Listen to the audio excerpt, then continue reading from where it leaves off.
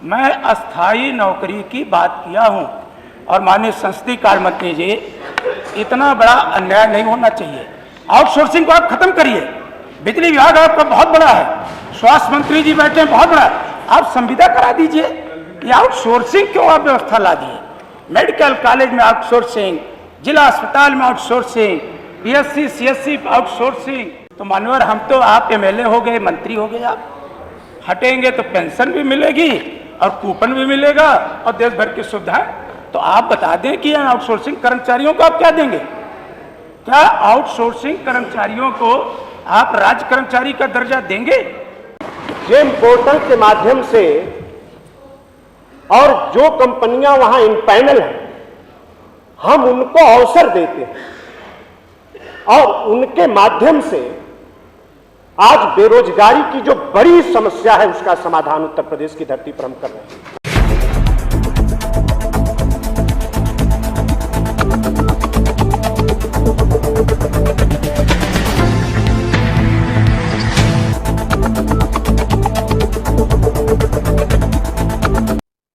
नमस्कार मित्रों, मैं हूं कुमार भवेशचंद और आप देख रहे हैं द इंडियन।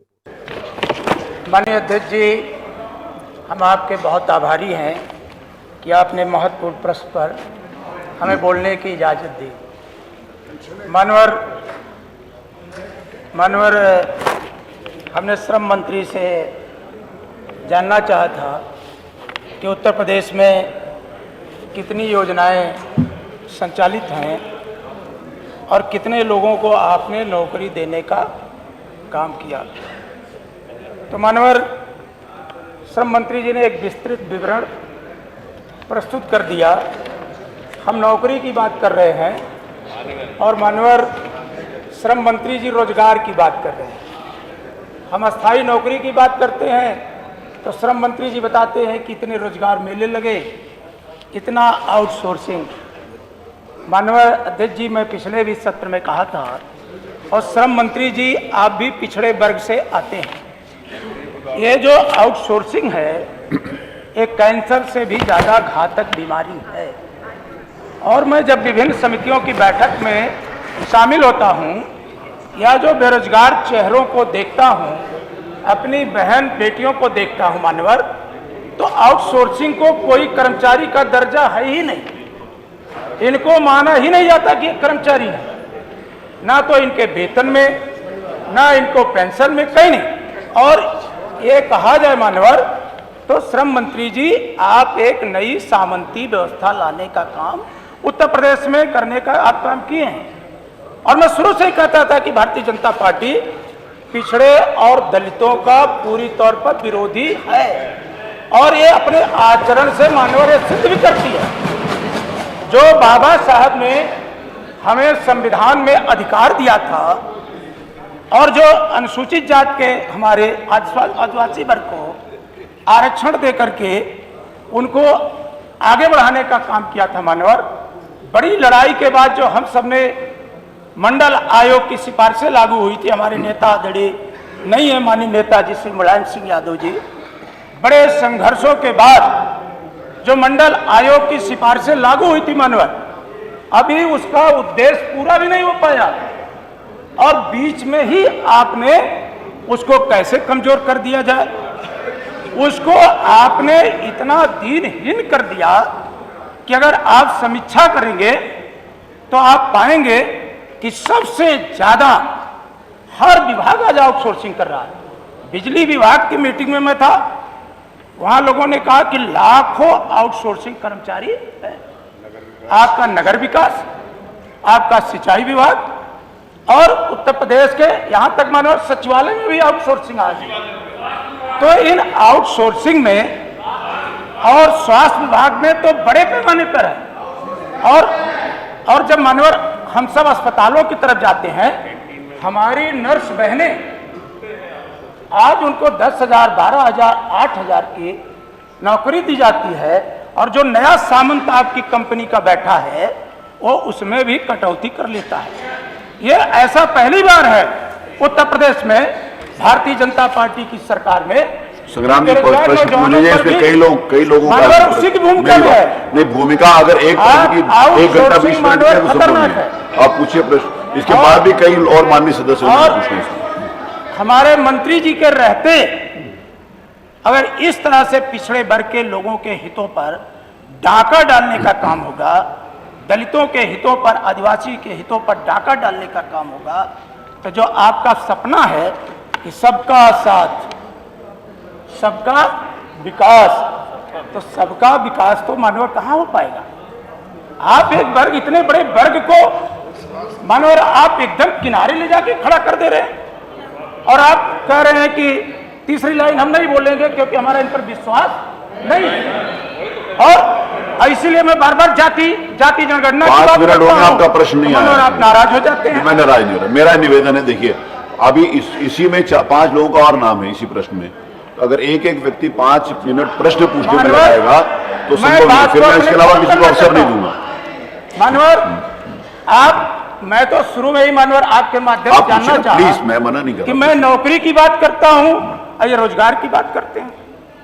तो मानवर हम तो, आप एमएलए हो गए, मंत्री हो गए, आप हटेंगे तो पेंशन भी मिलेगी और कूपन भी मिलेगा और देश भर की सुविधाएं। तो आप बता दें कि आउटसोर्सिंग कर्मचारियों को आप क्या देंगे? क्या आउटसोर्सिंग कर्मचारियों को आप राज्य कर्मचारी का दर्जा देंगे? क्या इनको सुविधा में आप कहीं पे? तो मानवर आज ये इतनी खराब नीति है मानवर कि ना नौकरी हो पाती, अब घर परिवार उम्मीद रखता है। एक बार तो मानवर एक उदाहरण के साथ हमारे आजमगढ़ में बड़े पैमाने पे हमारी बेटियां आई, बहनें आई जो स्टाफ नर्स के तौर पे काम कर रही थी आउटसोर्सिंग में, और मानवर मार्च अप्रैल के महीने में उन्हें निकाल दिया गया। कई बेटियां तो रोने लगी कि विधायक जी हमारी इसी आधार पे शादी तय हुई अब उत्तर आ जाए, पूछ कि लीजिए। बेटी नौकरी करती है और कंपनी ने बाहर कर दिया। चलिए तो मानव मैंने जिलाधिकारी महोदय से अनुरोध किया, आपका तो नई कंपनी पूछने का मन हो तो 6 मिनट हो माननीय गए। मंत्री जी, मैं रोजगार की बात नहीं किया हूं, मैं अस्थाई नौकरी की बात किया हूं। और माननीय संसदीय कार्य मंत्री जी, इतना बड़ा अन्याय नहीं होना चाहिए। आउटसोर्सिंग को आप खत्म करिए। बिजली विभाग आपका बहुत बड़ा है, स्वास्थ्य मंत्री जी बैठे हैं बहुत बड़ा, आप संविदा करा दीजिए।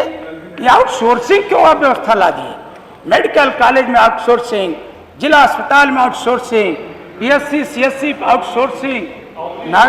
चलिए, आप प्रश्न नहीं करना चाहते तो मैं आगे अगला प्रश्न करता हूं। मानवर, अगर आप प्रश्न नहीं करना चाहते, अगर आपका कोई अनुपूरक प्रश्न ना हो तो मैं आगे चलूँ। 6 मिनट हो गए, आप प्रश्न नहीं पूछ पाए।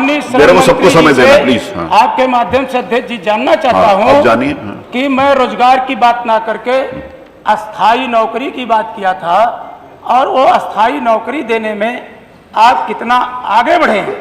आप तो आयोगों की नियुक्ति पत्र बांट दे रहे हैं, तो जितने माननीय मंत्री जी, बसपा में नियुक्ति पत्र, माननीय मंत्री जी, माननीय मंत्री जी सुन लूं तो मैं चलिए अब हो गया, इन्होंने सब समय ले लिया। नहीं, मैं एक प्रश्न में 20 मिनट नहीं दे सकता किसी भी हालत में। आप पूछ लीजिए जरा, माननीय मंत्री जी 1 मिनट बैठिए, अंचल जी पूछ लीजिए, वो दोनों का साथ उत्तर दे दीजिएगा। के माध्यम से मैं जानना चाहता हूं माननीय मंत्री जी से कि हम लोगों ने प्रश्न किया है कि श्रम विभाग द्वारा, वो प्रश्न क्या, उस अनुपूरक पूछ लीजिए। उत्तर प्रदेश के बेरोजगार नौजवानों ने कितने रजिस्ट्रेशन कराया है?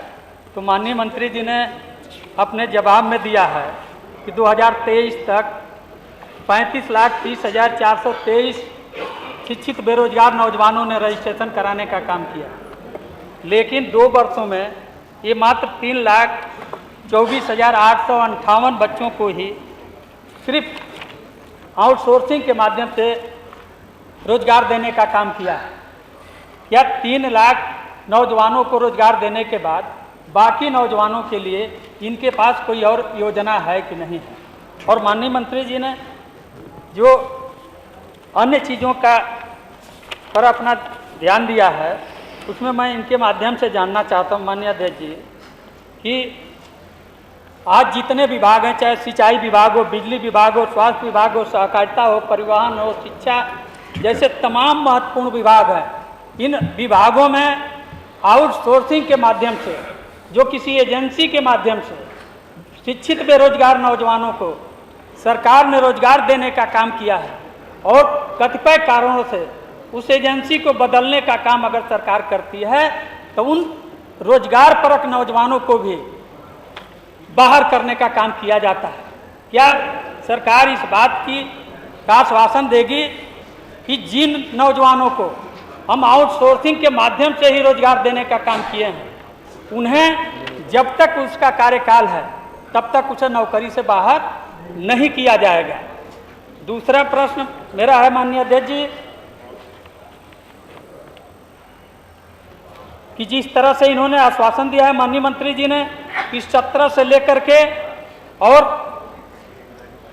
14 जून 23 तक जब 35,30,423 नौजवानों ने पंजीकृत करा लिया है तो बाकी जो बचे हुए शिक्षित बेरोजगार हैं जिन्होंने अपना रोजगार दफ्तर में पंजीकरण कराया है, क्या उनको भी रोजगार देंगे? माननीय मंत्री जी, नहीं बहुत सारे लोग हैं। नहीं माननीय मंत्री जी उत्तर दीजिए। नहीं आप थोड़ी तय करेंगे, मुझे तय करने दीजिए। मुझे मालूम है सबका नाम लिखा है। आप उत्तर आ जाए, उत्तर आ जाए उसके बाद माननीय मंत्री जी उत्तर दीजिए। माननीय अध्यक्ष जी, माननीय सदस्य संग्राम जी ने पिछड़ों की बड़ी चिंता की। मंडल कमीशन से लेकर और यहां तक की तमाम चर्चाएं की। आपके माध्यम से सम्मानित सदन को बहुत ही सम्मानपूर्वक मैं बताना चाहता हूं कि उत्तर प्रदेश की योगी जी की सरकार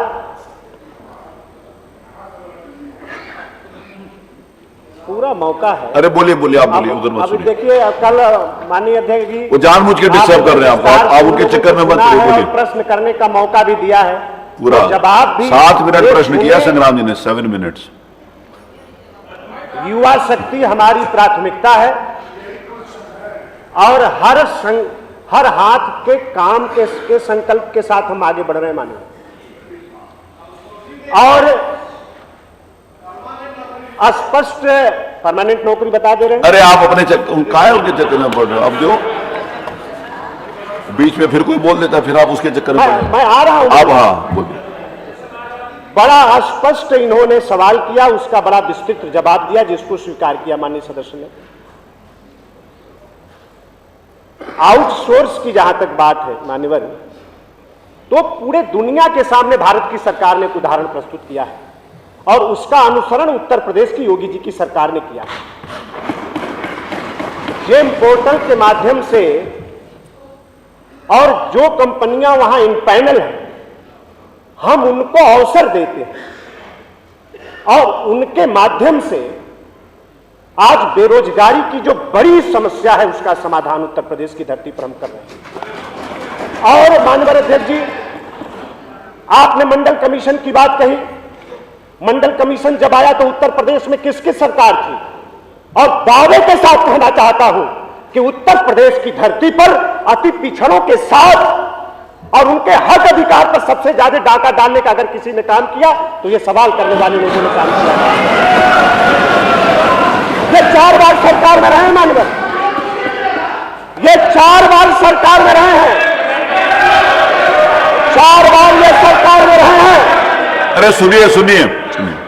और इन्होंने जो नौकरी की बार बार चर्चा कर रहे हैं, उन नौकरियों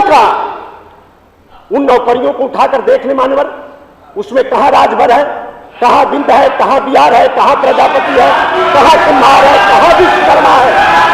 आपने आरक्षण की बात कही,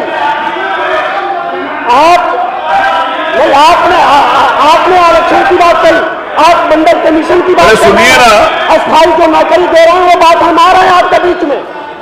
लेकिन सबसे ज्यादा 4 बार ये सरकार चलाए उत्तर प्रदेश में, और सबसे ज्यादा अगर सबसे ज्यादा इन लोगों ने किसी को ठगने का काम किया तो मोस्ट बैकवर्ड को ठगने का काम किया, अति पिछड़ों को ठगने का काम किया, राजभरों को ठगने का काम किया।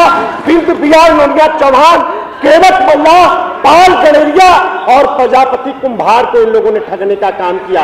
उठाकर देखने आ करेंगे। ये 4 बार दिन की नौकरियां बताती है। सिर्फ एक जाति के लोगों को ठीक ना करनी चाहिए। नहीं तो क्या बात है, सुनिए ना, मेरी बात सुनिए मंत्री जी, एक मिनट मंत्री जी, क्या एक मिनट माननीय मंत्री जी, मेरी एक मिनट बात सुन। अच्छा जी बैठिए। मैंने पूरा 7 मिनट माननीय संग्राम जी ने प्रश्न पूछा और उन्होंने यही कहा कि फलानी जाति फलानी जाति फलानी जाति, तो उत्तर आ जाने दीजिए ना। सुनिए, या उन्होंने जाति ना बोली हो तो वो जाति ना बोले, उन्होंने जाति बोली है तो फिर उत्तर आने दीजिए ना। उन्होंने ऐसा कहा कि इस जाति को, इस जाति को, वो जाति बता रहे हैं। मैं जाति नहीं बोल रहा हूं। आपने बोला कि फलाने फलाने फलानी जाति, आपने शुरुआत यहां से करिए। जब आपने शुरुआत वहां से करी है तो उत्तर भी सुनिए ना। अगर उसके बाहर उत्तर दे रहे हो तो मैं मंत्री जी को रोक दूंगा। बैठिए ना, आपका प्रश्न नहीं है, सुनिए, बैठो। माननीय मंत्री जी बोलिए। को पिछड़ों की चिंता हो रही है। अब आप आज इन लोगों को बेरोजगारों की चिंता हो रही है। हाँ बस, हाँ उस पर बात। आज इन लोगों को मैं अभी कल हमारे खेल मंत्री जी जवाब दे रहे थे, हम कैसे साबित करें, कैसे प्रमाणित करें कि हमारी सरकार सार्थक प्रयास कर रही है, असरदार हम प्रयास कर रहे हैं। हम एक आंकड़ा रखना चाहते हैं माननीय, बताइए। हम ये बिना आंकड़ा, अरे उत्तर तो आ जाने दीजिए आंचल जी, तो आंचल जी उत्तर आ जाने दीजिए। हम कुछ आंकड़े रखने चाहते हैं। 2012 में उत्तर पर ये रोजगार मेला के सवाल के विषय पर ये सवाल खड़ा करते हैं। 2012 में 2034 मेला इन लोगों ने लगाया मान्यवर, और 8,201 लोगों को रोजगार मेलों के माध्यम से इन लोगों ने रोजगार दिया। 2013 में 594 मेला इन लोगों ने लगाया। 2014 में 660 मेला इन लोगों ने लगाया।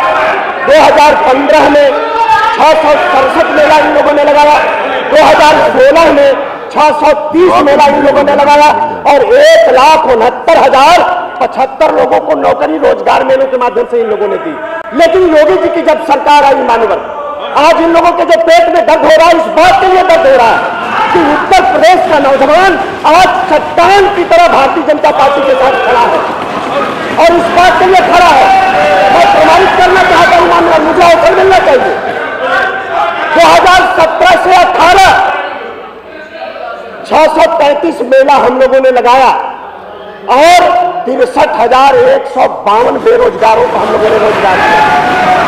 2018 से 19 685 मेला हम लोगों ने लगाया और 10,32,200 लोगों को हम लोगों ने निजी क्षेत्र में सेवा दी। मैं उस पर भी आ रहा हूं, चिंता मत करिए।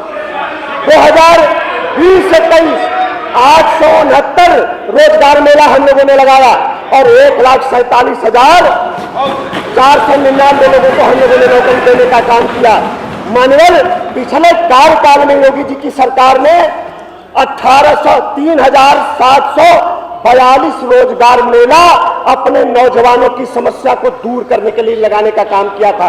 इन्होंने 5 साल में इन्होंने 2785 मेला लगाए मान्यवर, हमने 3742 मेला लगाए मान्यवर।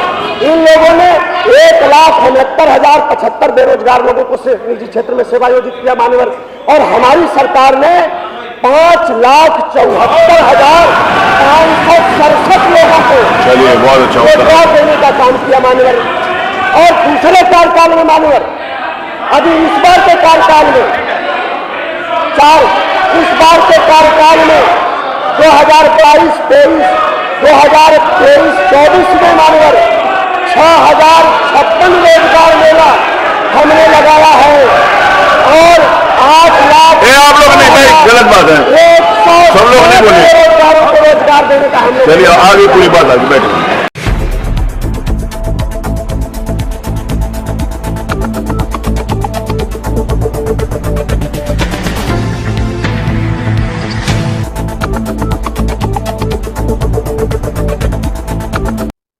नमस्कार मित्रों, मैं हूं कुमार भवेश चंद और आप देख रहे हैं द इंडियन।